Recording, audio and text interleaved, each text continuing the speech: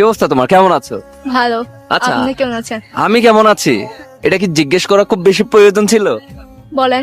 আসলে প্রয়োজন ছিল। হ্যাঁ। কিছুক্ষণ আগ পর্যন্ত ভালো ছিলাম না, তবে এখন খুব ভালো আছি।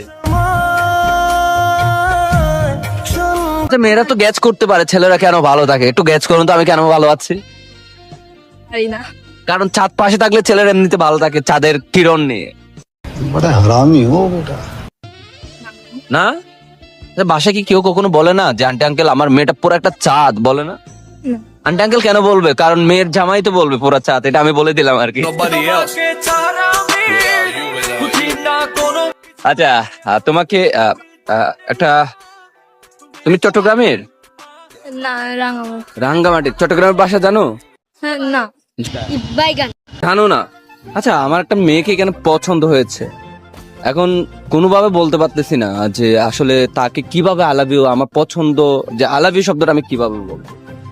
মানে এমন ভাবে বলি যাতে সে বুঝে হ্যাঁ হ্যাঁ করে, কিন্তু কোনো কিছু বুঝবে না। আমি চাচ্ছিলাম তোমাদের বাসায় বল, যদি আমি তাকে ভালোবাসি এটা কিভাবে বলবো? মই তোরে হোসপাং। हाय हाय।